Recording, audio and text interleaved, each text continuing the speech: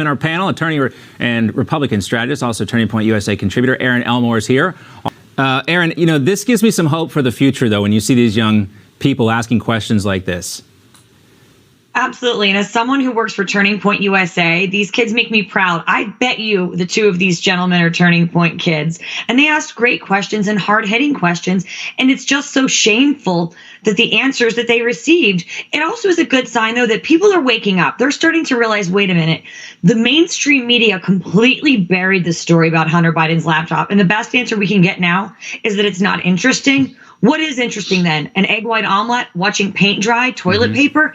It was really a pathetic answer. And for Brian Seltzer just to say lunch, I mean, come on now, answer the questions and just don't call it a right-wing conspiracy theory. They're shameful, and I think everybody is starting to see it. This is kind of like a Will Witt question. I can imagine you asking the same type of question, Will. But again, you know, you are one of these people too, you know, a Gen Z conservative, not buying the mainstream media's BS. Just before I came out to the North Lawn to conduct this segment with you and our viewers, Bianca, I appeared on a radio program where the conservative host pointed to the very remarks you just cited, where the president cited verbal abuse during the hearings, the ceaseless interruptions of Judge Jackson, and called those lies.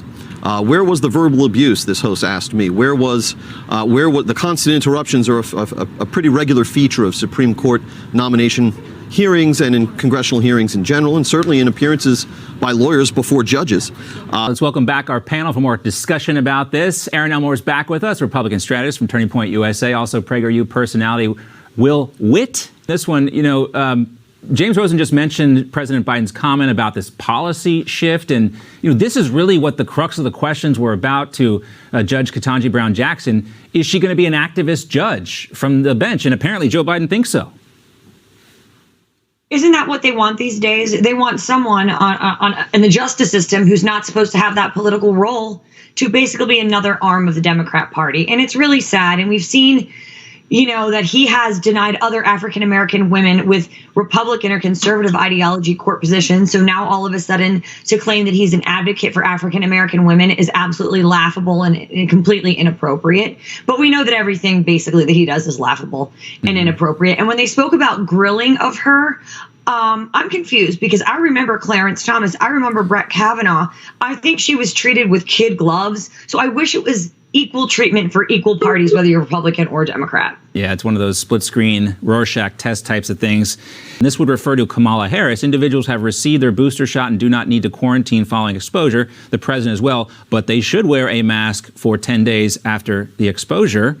Now, Erin, I'm sure you remember back to when President Trump held the same sort of event for Amy Coney Barrett. Of course, there were no vaccines then, but we did have extensive coverage from the New York Times, including specialized graphics to show who got COVID, where. Are we going to get the same type of treatment for the gridiron dinner?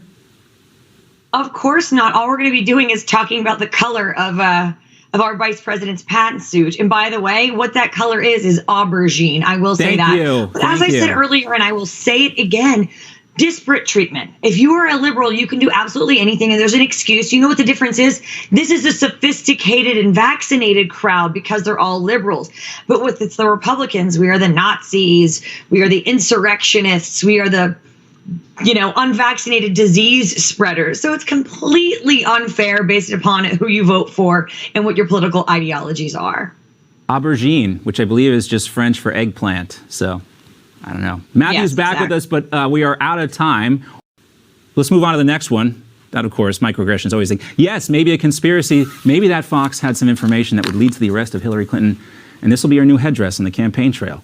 And more about the $6 million mansion that BLM reportedly bought with donated funds. We know the real estate market is hot right now, especially if you're a Black Lives Matter realtor. Here's them in our meme team panel and get their memes of the week. Erin Elmore, Matthew Foley, and Will Witt. As usual, Erin, ladies first.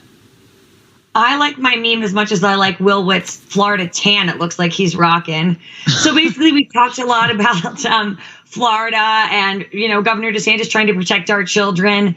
And this, we have a colorfully made up wolf, obviously, in sheep's clothing, if you will, sort of a play on those words.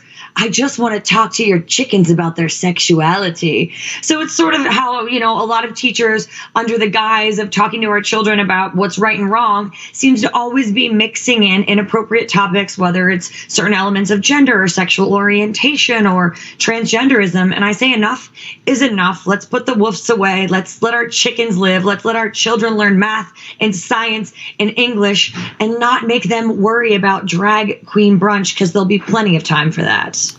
Well, there is that hair dye thing, and every video we play, like the one we just played, they have the hair dye. All right, next up, Matthew. Look, the other news of this week is that Twitter has a new owner, basically. Elon Musk took the red pill, and then he asked Twitter, and over 2 million people voted in a poll saying that they don't think that free speech is protected on Twitter. And suddenly Elon Musk buys 9.2% of the company. I don't know if an edit button is on the way, but they're already starting to roll out other features like